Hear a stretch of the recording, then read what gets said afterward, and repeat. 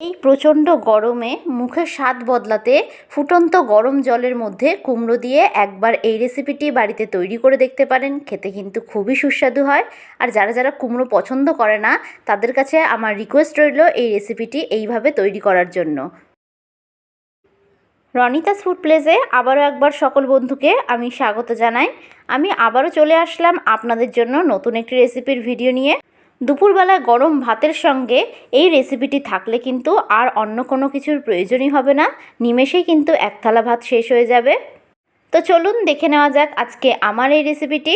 তো ভিডিওটা শুরু থেকে শেষ পর্যন্ত দেখার জন্য আপনাদের কাছে আমার অনুরোধ রইল। সবার প্রথমে আমি এই রেসিপিটা তৈরি করার জন্য নিয়ে নিয়েছি কুমড়ো। আমি কুমড়োগুলোকে ঠিক এই রকমভাবে টুকরো করে কেটে নিয়েছি। আমি কিন্তু কুমড়োগুলোকে খুব ভালোভাবে ধুয়ে পরিষ্কার করে নিয়েছি। এবার একটা আমি কড়াই বসিয়ে দিয়েছি। কড়াইটা গরম হলে আমি এর মধ্যে বেশ খানিকটা পরিমাণে জল দিয়ে দেব। এবার আমি এর মধ্যে দিয়ে দেব হাফ টিস্পুন অনুযায়ী নুন। এবার আমি একে একে সমস্ত কুমড়োগুলোকে জলের মধ্যে দিয়ে দেব। ভিডিওটা ভালো লাগলে অবশ্যই একটা লাইক করতে ভুলবেন না। আর যারা যারা আমার চ্যানেলের নতুন বন্ধু তারা অবশ্যই আমার চ্যানেলটিকে সাবস্ক্রাইব করে দেবেন। আমার ভিডিওর আপডেট সবার আগে পেতে পাশে থাকা বেল আইকনটা ক্লিক করতে ভুলবেন না। আর যারা যারা ফেসবুক থেকে দেখছেন তারা রনিতাস ফুড প্লেস পেজটিকে ফলো করে দেবেন।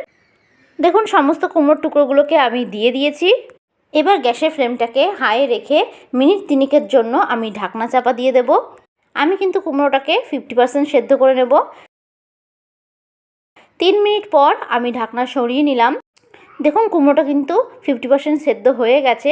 কুমড়োটাকে কিন্তু পুরো সেদ্ধ করার প্রয়োজন নেই। এবার গ্যাসের ফ্লেমটাকে আমি অফ করে একটা ছাঁকনির সাহায্যে কুমড়োগুলোকে জল ছেঁকে অন্য একটি পাত্রে তুলে নেব। এইভাবে কিন্তু জল ছেঁকে আমি কুমড়োগুলোকে একটা অন্য পাত্রে তুলে নিলাম। এবার কড়াই বসিয়ে কড়াইতে বেশ খানিকটা পরিমাণে আমি সাদা তেল দিয়ে দিলাম। আমি এখানে সাদা তেল দিয়ে রান্নাটা করেছি, তবে আপনারা যদি চান রান্নাটা কিন্তু সর্ষের তেল দিয়েও করতে পারেন। তেলটাকে আমি খুব ভালোভাবে গরম করে নেব। তেলটা কিন্তু খুব ভালোভাবে গরম হয়ে গেছে। এবার আমি এর মধ্যে ফোড়নের জন্য দিয়ে দেব একটা শুকনো লঙ্কা ও দিয়ে দেব হাফ টিস্পুন কালো জিরে। ফোড়ন থেকে হালকা সুন্দর একটা গন্ধ বেরোতে শুরু করলে আমি এর মধ্যে দিয়ে দেব একটা বড় সাইজের কুচিয়ে রাখা পেঁয়াজ। আমি এখানে পেঁয়াজটাকে লম্বা করে কুচিয়ে নিয়েছি। এবার পেঁয়াজটাকে আমি খুব ভালোভাবে একটু ভেজে নেব, তবে খুব বেশি লাল লাল করে কিন্তু পেঁয়াজটাকে ভাজার প্রয়োজন নেই। দেখুন পেঁয়াজটাকে আমি ঠিক এরকম হালকা লাল করে ভেজে নিয়েছি। এবার আমি এর মধ্যে দিয়ে দিচ্ছি চিংড়ি মাছ। এখানে আমি চিংড়ি মাছটাকে খুব ভালো করে বেছে ধুয়ে নুন হলুদ মাখিয়ে রেখেছিলাম, সেটাই আমি এখানে দিয়ে দিলাম। আমি এখানে মিডিয়াম সাইজের চিংড়ি মাছ নিয়েছি, তবে কিন্তু আপনারা চাইলে ছোট অথবা বড় চিংড়ি মাছ দিয়েও এই রেসিপিটা তৈরি করতে পারবেন। এবার গ্যাসের ফ্লেমটাকে মিডিয়াম টু হাই রেখে আমি চিংড়ি মাছগুলোকে খুব ভালোভাবে একটু ভেজে নেব। চিংড়ি মাছটা কিন্তু বেশি ভাজার প্রয়োজন নেই। চিংড়ি মাছ বেশি ভাজলে কিন্তু শক্ত হয়ে যায়, খেতে একদম ভালো লাগে না। তো দেখুন চিংড়ি মাছ থেকে কিন্তু জল গলতে শুরু করে দিয়েছে। এই পর্যায়ে আমি আগে থেকে সেদ্ধ করে রাখা কুমড়োগুলো দিয়ে দেব। কুমড়ো দিয়ে আমি খুব ভালোভাবে নাড়াচাড়া করে একটু কষিয়ে নিচ্ছি। এবার আমি এর মধ্যে দিয়ে দিচ্ছি হাফ টিস্পুন হলুদ গুঁড়ো ও দিয়ে দিচ্ছি স্বাদ অনুযায়ী নুন। নুনটা অবশ্যই আপনারা এখানে একটু স্বাদ অনুযায়ী দেবেন। এবার আমি দিয়ে দিলাম এর মধ্যে ঝালের জন্য হাফ টিস্পুন লঙ্কার গুঁড়ো। এবার এই সমস্ত উপকরণগুলোকে আমি আবার একটু খুব ভালোভাবে কষিয়ে নিচ্ছি। আমি এখানে চিংড়ি মাছ দিয়ে রেসিপিটা করেছি, তবে আপনারা যদি চান চিংড়ি মাছ ছাড়াও কিন্তু রেসিপিটা তৈরি করতে পারবেন। আর যারা কুমড়ো খেতে পছন্দ করে না তাদের সামনে যদি এই রেসিপিটি এইভাবে তৈরি করে দেওয়া যায় তাহলে কিন্তু তারাও খুব পছন্দ করবে। গ্যাসের ফ্লেমটাকে এই অবস্থায় কিন্তু আমি মিডিয়ামে রেখেছি। তো আমি খুব ভালোভাবে একটু কষিয়ে নিয়েছি। এবার এটাকে আমি ঢাকনা চাপা দিয়ে একটু সেদ্ধ করে নেব। আমি কিন্তু এই রান্নায় কোনো জলের ব্যবহার করছি না। কুমড়োটা কিন্তু আমার 50% সেদ্ধ করাই আছে, তো কুমড়োটা সেদ্ধ হতে খুব বেশি সময় লাগবে না। 2 মিনিট পর আমি আবারও ঢাকনা সরিয়ে নিলাম। তো দেখুন কুমড়োটা কিন্তু খুব ভালোভাবে সেদ্ধ হয়ে গেছে। এবার খুন্তির সাহায্যে কুমড়োটাকে আমি ঠিক এরকমভাবে একটু ঘেঁটে দেব।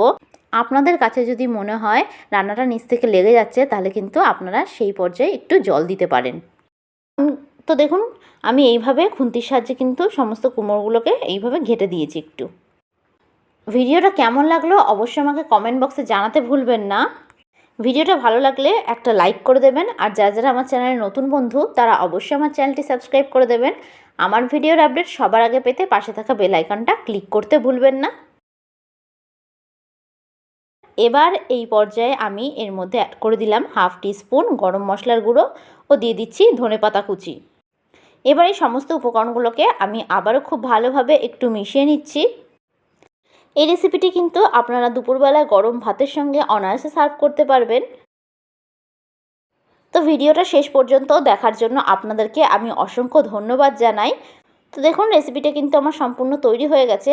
এবার গ্যাসের ফ্লেমটাকে অফ করে আমি অন্য একটি পাত্রে নামিয়ে নেব। তো দেখেই নিলেন খুব সুন্দরভাবে কিন্তু তৈরি হয়ে গেছে আমাদের চিংড়ি মাছ ও কুমড়ো দিয়েই অসাধারণ রেসিপিটি। আপনারা অবশ্যই রেসিপিটি বাড়িতে একবার হলেও ট্রাই করে দেখবেন বাড়ির সকলের খুব ভালো লাগবে। বারবার রিকোয়েস্ট আসবে আপনার কাছে এই রেসিপিটি তৈরি করার জন্য। আমি আবারও হাজির হব আপনাদের সামনে নতুন একটি রেসিপির ভিডিও নিয়ে। তো আজকের মতন বিদায় জানালাম। আশা করি আপনারা সকলে ভালো থাকবেন, সুস্থ থাকবেন। ধন্যবাদ।